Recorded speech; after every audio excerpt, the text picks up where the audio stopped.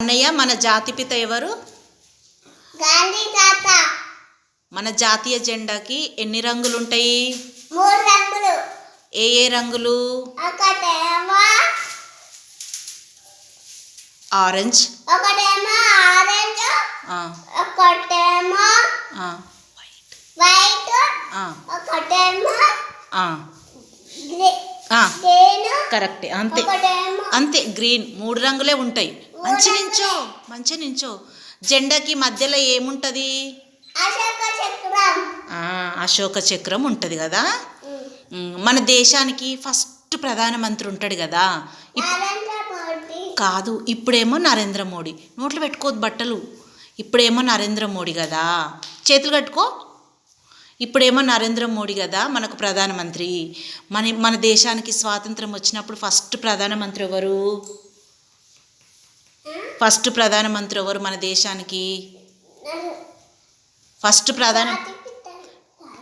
మన దేశానికి ఫస్ట్ ప్రధానమంత్రి ఎవరు?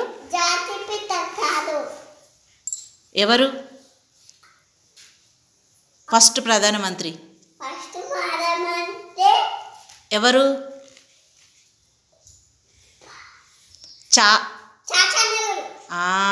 చాచా నెహ్రూ అని అంటారు. అట్లా చెయ్యొద్దన్నా కదా, మంచి నించోమని చెప్పిన. చాచా నెహ్రూకి ఎవరంటే ఇష్టము?